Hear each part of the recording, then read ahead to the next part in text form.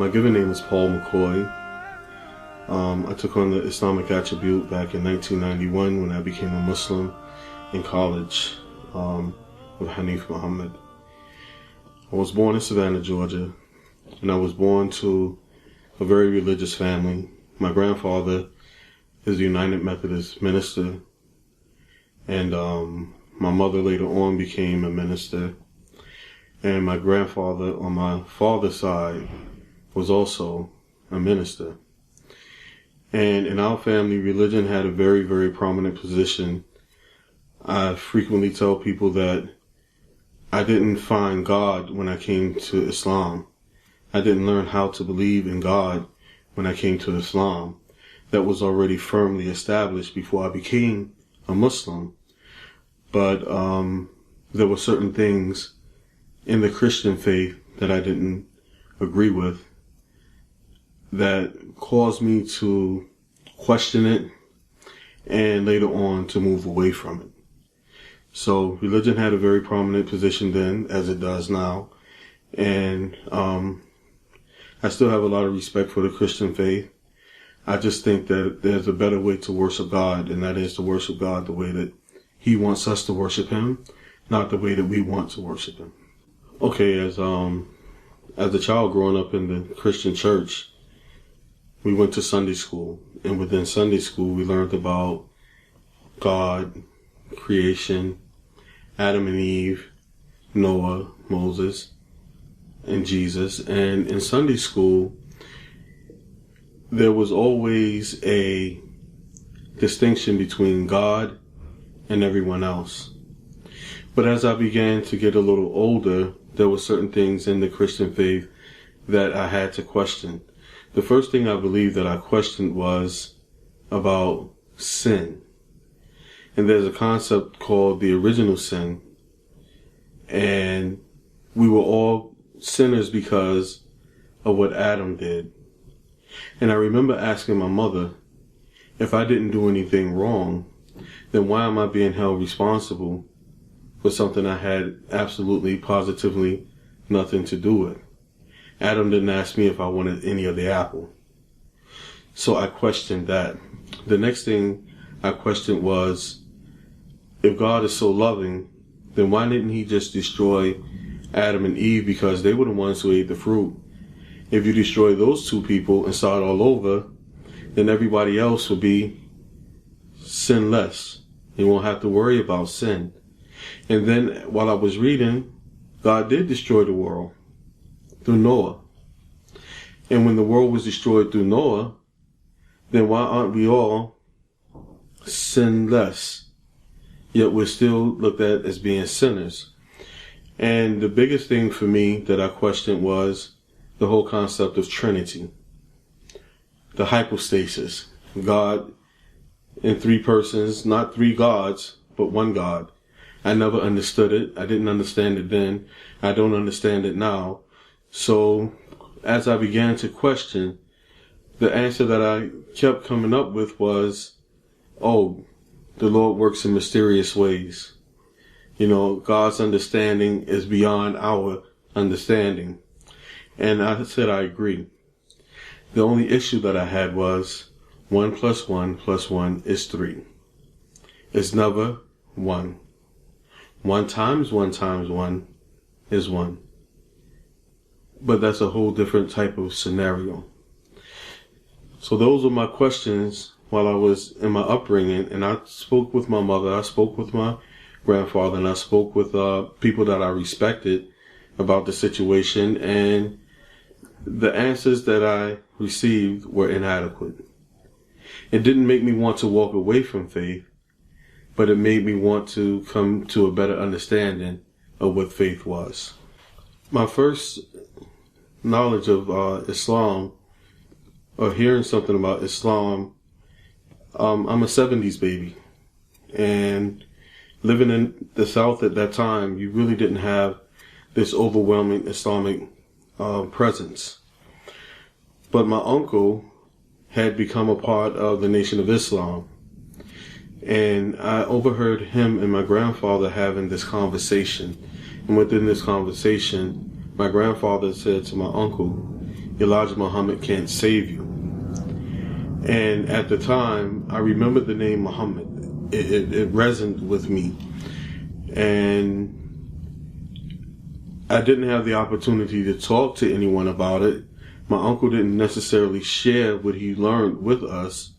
But in school, we would go to a world history class, and within the world history class, they talked about people like Buddha, and they also had a small section on Islam.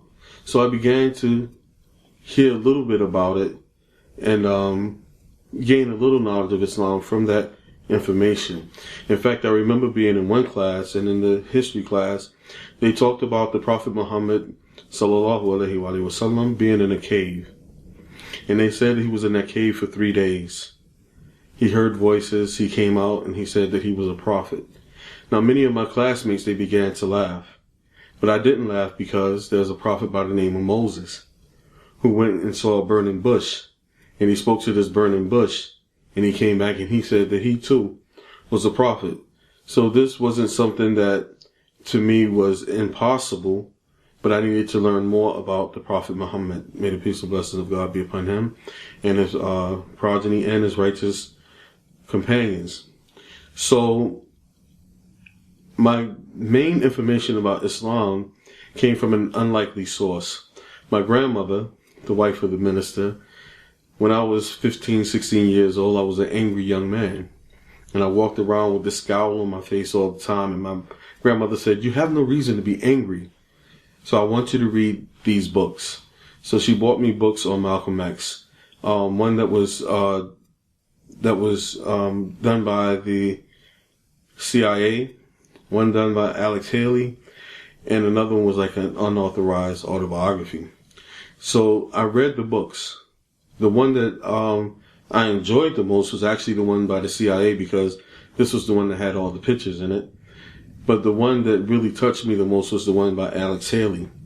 And as I was reading the book and I saw the transformations that Malcolm X was going through and how his life was almost mirroring mine to a certain extent, I began to see that in this country there were problems. He experienced the same problems that I experienced. Not so much with the racism, because it wasn't as bad as I was coming up as it was when he was coming up, but racism is racism.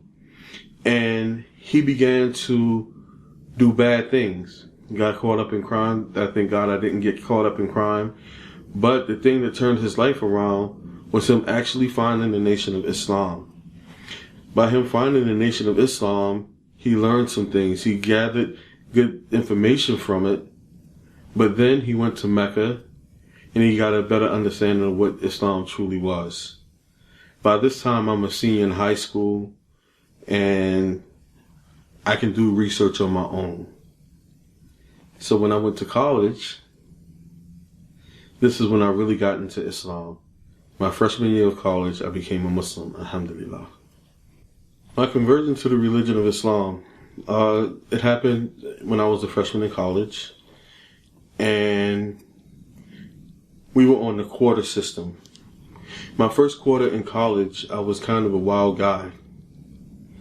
You go to a college campus, you experience new things, you're away from your parents, you meet new people.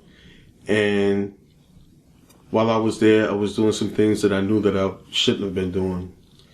And because I was raised up in a religious household, I found myself asking God, "Lord, I want to worship you and I want to serve you the way that you want me to serve you. I don't want to do these things anymore because I wasn't raised this way. Guide me in the direction that you want me to be guided in."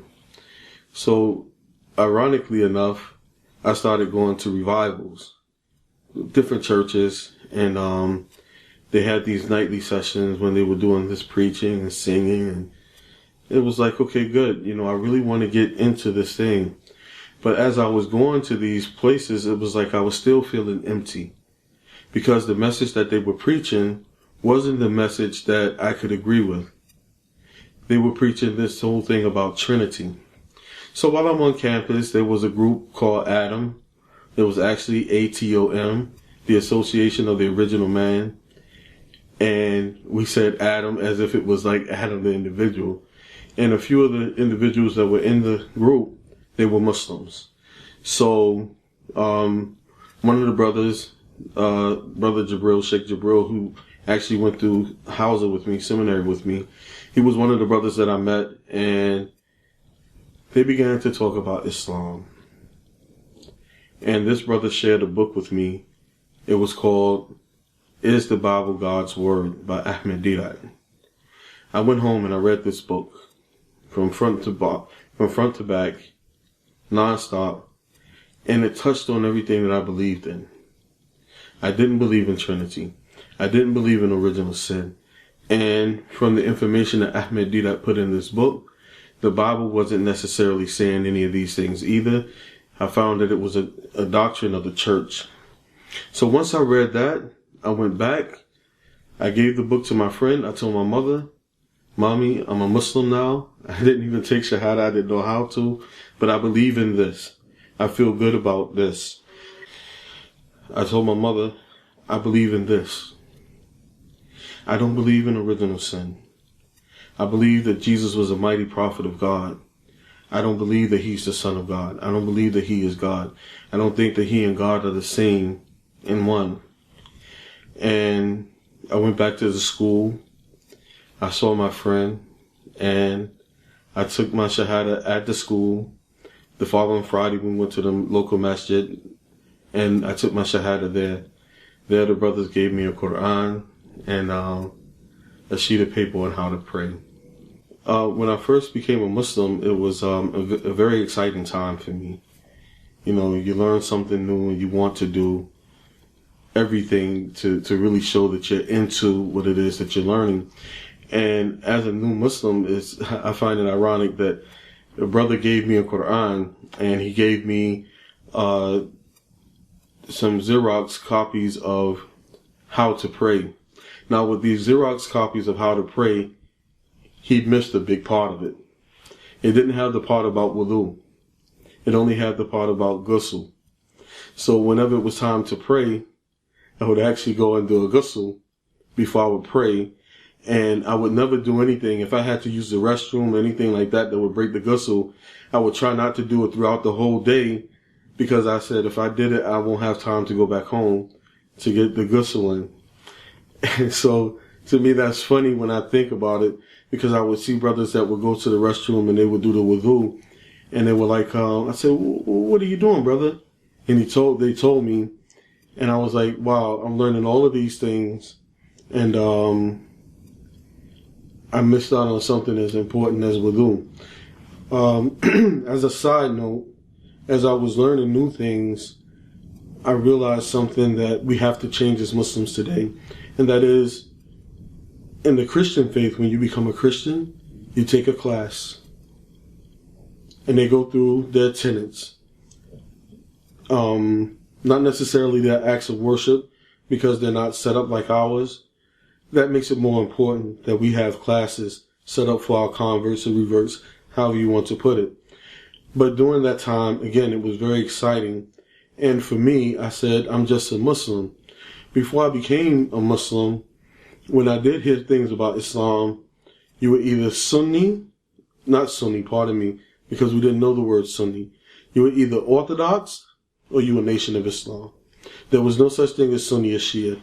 It was only after I became a Muslim that I heard the terms Sunni and Shia. And when I heard those terms, people were talking to us about which side we should take.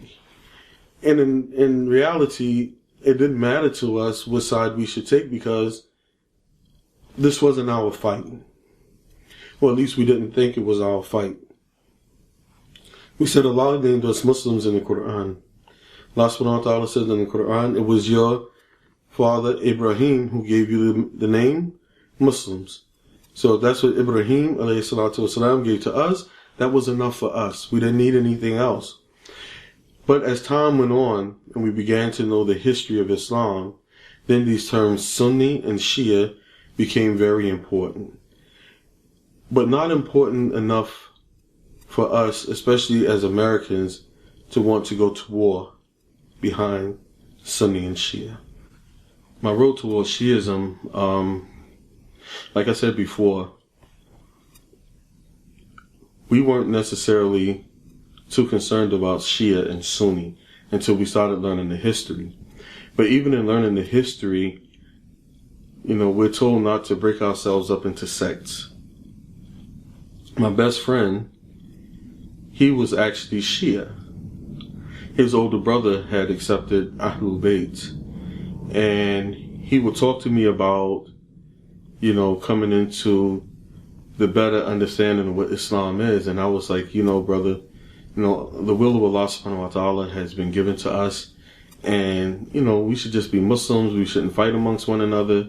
Let's just be Muslims. And one day while we were having these conversations, he asked me, he said, do you plan on going to Hajj? I said, Inshallah, it's obligatory on all Muslims to go to Hajj. He said, so when you go to Hajj, how are you going to perform Hajj? I said, I'm going to perform Hajj like everybody else performs Hajj. Everybody performs Hajj the same way. He said, no, they don't. And that's really surprised me.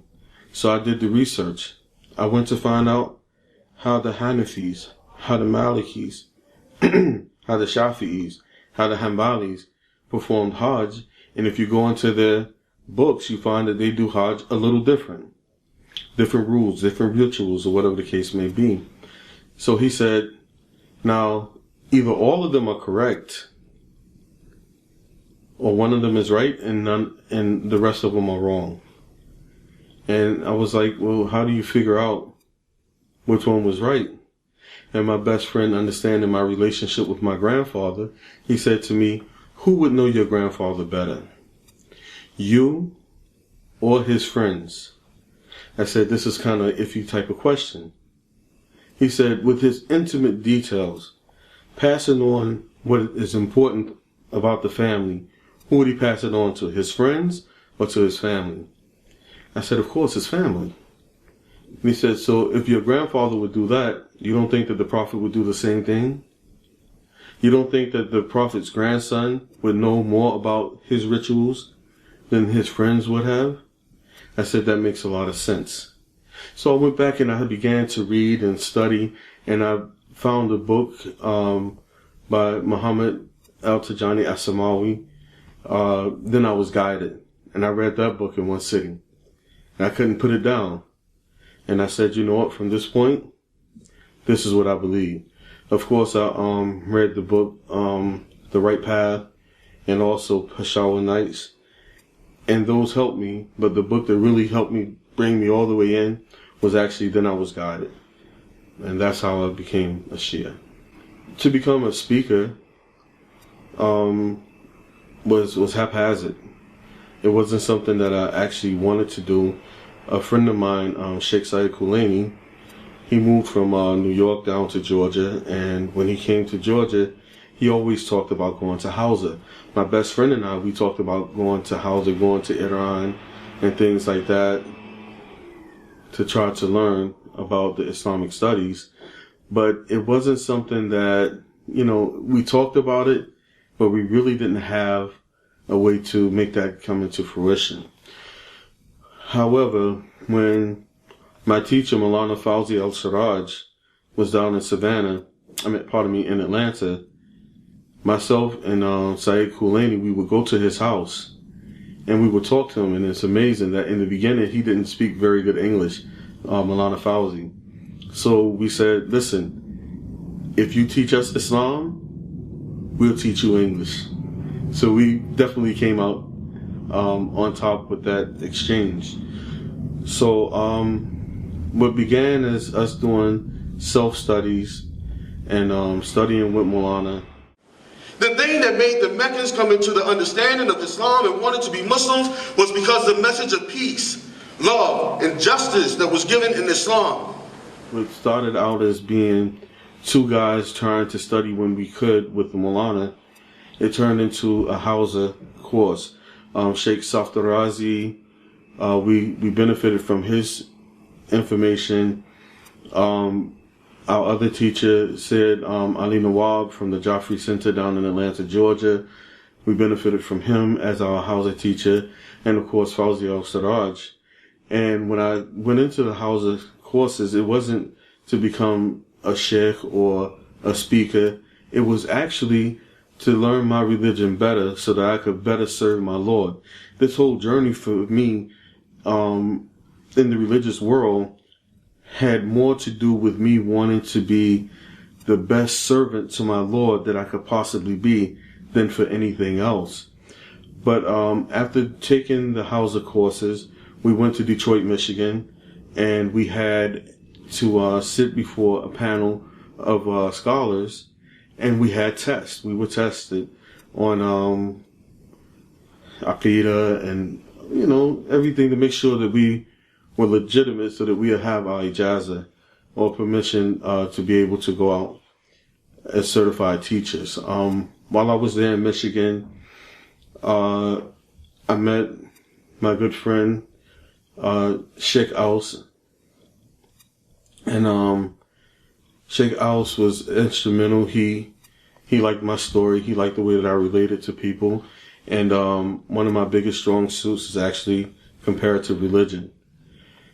And with him, we began to do an online television program, which was the Faith Collective. And through the Faith Collective, people would see the Faith Collective and ask me to come out and to speak. So from there, I went out speaking, and I made good relationships with people. And alhamdulillah, I've become a speaker of such. And again, it wasn't anything that I planned on happening. It kind of just happened. And I really enjoy sharing with people, giving them a different way or perspective of looking at Islam, especially from the perspective of an American.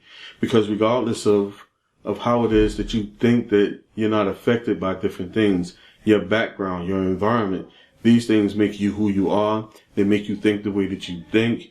And I think it's very, very important for those of us who are living in the West to have Islam explained to us from a Western perspective. Not to say that Islam is Western or Eastern, but that Western perspective gives us a frame of reference so that we can understand the concepts maybe a little better. Being Muslim in America, especially in the beginning, it was great. I mean, within the African American community, you'll find that Muslims had a lot of respect, primarily because of the Nation of Islam. They had programs to help people get off of drugs, and they cleaned up neighborhoods, and they looked nice, and they were respectful. Nobody had a problem with the Muslims. In fact, you will find that the issues between Muslims and Americans, even during the Iranian Revolution here in this country, there wasn't a big thing of Americans actually hating Muslims. They may have hated Iranians, but it wasn't framed in the framework of Muslims. So, in the beginning, in the early 90s, we didn't have problems. When we began to have problems was after the first Gulf War. Then the face of Islam changed, and people began to look at Muslims as truly the enemy of America. And from that point on, things began to snowball slowly and then get out of control, and it escalated at 9/11. Because even before 9/11, to be a Muslim, nobody was attacking Muslims. You may have some evangelists that would say bad things about Islam, but it wasn't something where the whole country was against Islam. But after 9/11, Muslims became public enemy number one. And as an African American Muslim, in my humble opinion, we weren't affected in the same way. Because the perpetrators of who they said committed 9/11 were Middle Easterners. And it's hard to associate indigenous African Americans with that type of a movement. But right now, what you're finding is any type of Muslim, anyone who's carrying the flag of Islam here in America, you find yourself being more defensive. You have to defend your religion. You have to defend your actions. As an African American, it's a double-edged sword, because what the media has done with the African American males, especially, is they've demonized us. They've made us to be out as if we were the worst of all people. When you think about crime in this country, the first people that you think about are African American men. And as such, you know, African American men are out here getting killed. And until this age of videos and things like that, you never found this thing where if an African American was killed by the police, it was always justified. Nobody questioned it. As a Muslim now, I believe that there are going to be times and situations where the Muslims are going to find themselves in the same positions that African Americans were, because they have become villainized. Whenever there's something that bad happens, if it's some type of I remember when the Oklahoma Federal Building was bombed here in America, the first group of people that they looked for was Muslims, Middle Eastern Muslims. But that terrorist act was carried out by Timothy McVeigh, who was an American. So at this juncture, being a Muslim in America, I'm an American. I love my country. I don't love all of her policies. I don't love the double standard. But this country offers us something as Muslims, especially those of us who are Shia Muslims. Number one, the opportunity to worship the way that we want to worship without being impeded. They're not trying to stop us. We have that freedom. We have that right. But on the flip side of that, if we are Muslims, then what type of organizations are we in? What are we giving our money towards? And even if it's a worthwhile cause, if someone says that a terrorist gave money and this person wasn't even found to be a terrorist, that gets to be a bit much. But as far as being a Muslim in America, I've traveled extensively around the world, and I would still have to say I'm happy being here. I have the freedoms that I want. And I think that here in America, unlike a lot of places, the jury is still out on Islam. It's really funny when I think about the family of the Prophet, the Ahlul Bayt, alayhi salatu wasalam. As a Christian growing up, we were told that there was only one perfect individual, and that was Jesus Christ, alayhi salam, and the peace and blessing of God be upon him. And with that type of an attitude, you know, we all wanted to strive for perfection. But with that perfection, because of the Christian ideology that Jesus was God, it was this thing where, you know, he's not fully human, so we'll never be able to reach this perfection. It had that type of effect. But when I came into the knowledge of Ahlul Bayt, and I found that these were perfect individuals, not only were they perfect, but the prophets that came before them too were masoom. They were perfect. They were sinless.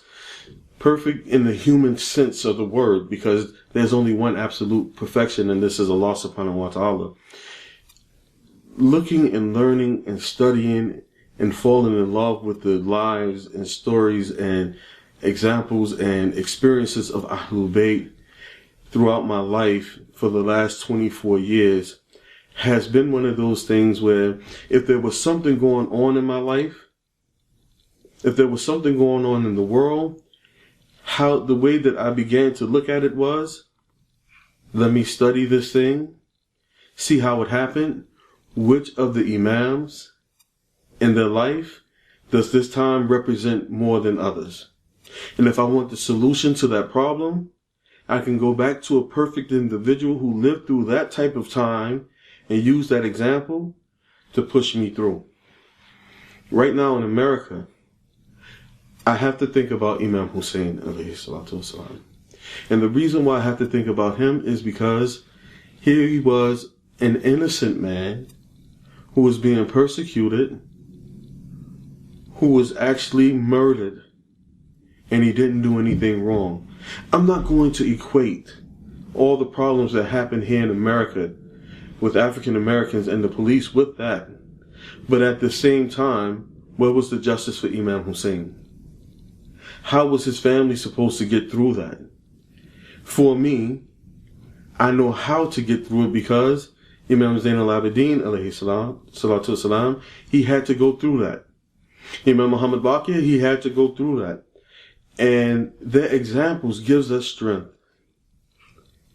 It helps us when everyone else is falling into despair and they're becoming despondent, thinking there is no Allah, there are no consequences for our actions.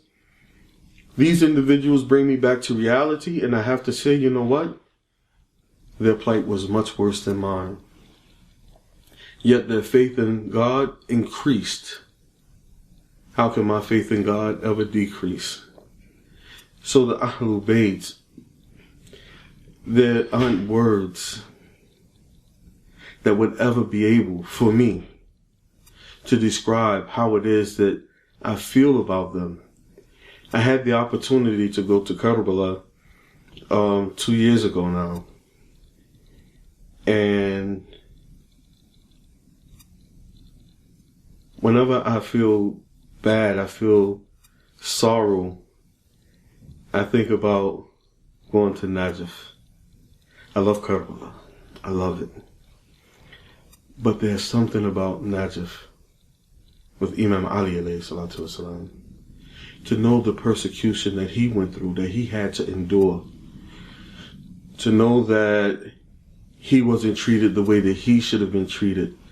To know that the credit that should have been given to him, the way that he should have been celebrated, was not given to him. Anytime I feel any type of slight about anything, I go to Najaf. And I had the opportunity to read Dua Kamel in the haram of Imam Ali alayhi salatu wasalam.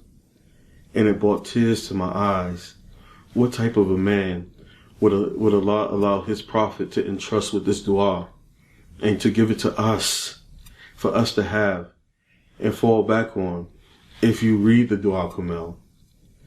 And you don't just read it to recite it because it happens on Thursday, but you read it with understanding and you read it while pondering over what's being said. It changes your whole life. And it helps us to try to ascend to this perfection. Imam Ali alayhi salatu wasalam said,